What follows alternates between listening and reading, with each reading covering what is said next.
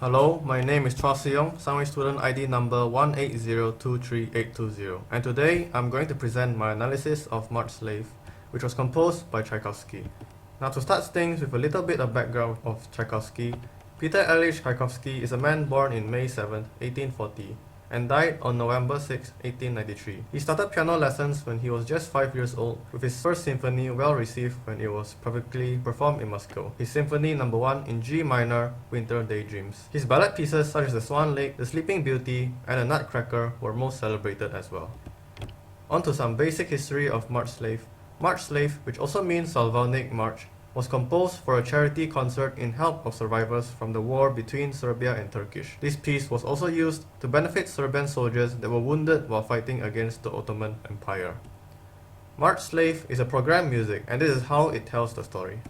So the first section describes the oppression of the Serbians by the Turkish, which uses two Serbian folk songs by Isidor Siric and Josip Runjanin. The next section, which is in the relative major key, describes the Russians rallying to help the Serbs.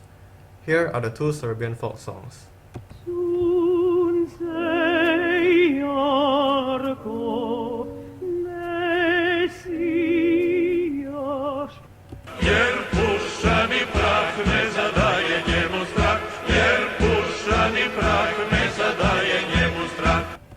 The third section features the furious orchestra climax, reiterating the Serbian cry for help.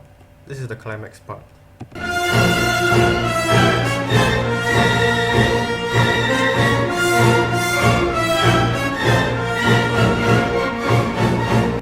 The final section portrays the Russian volunteers marching to help the Serbians and achieving victory. This is done using the Russian imperial anthem called God Save the Tsar.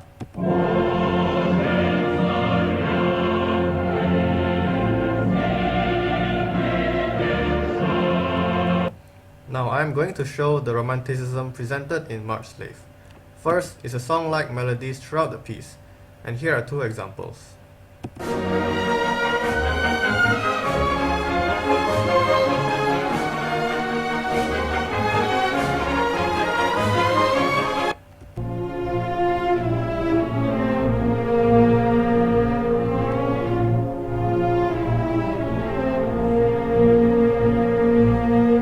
Next would be the piece Freedom of Form and Design, which displays joyful and happy emotion. It also displays dramatic contrasts of dynamics and pitch, which big orchestras mainly do to the brass. Here's an example.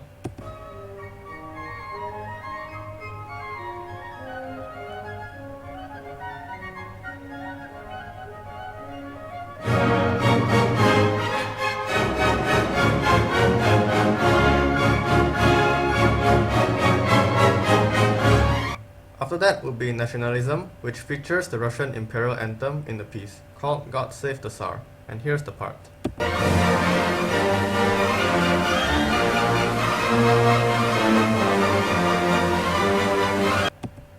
The piece also features tempo changes, with this piece slowing down at this part.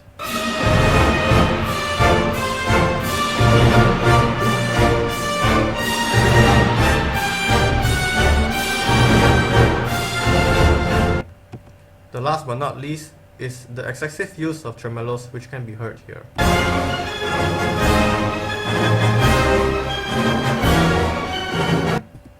Now I'm going to talk about how Marche Slave has a cultural impact on modern society, which I'm going to mainly focus on its use in game soundtracks. My first example will be from Fallout 4, an open-world RPG game with an excerpt of the music here.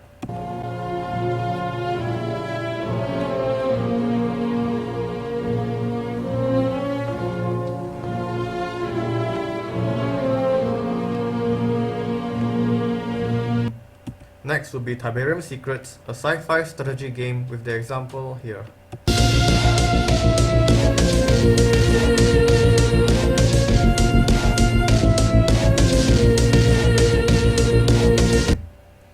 The last but not least would be from The End Is Nigh, with its soundtrack here.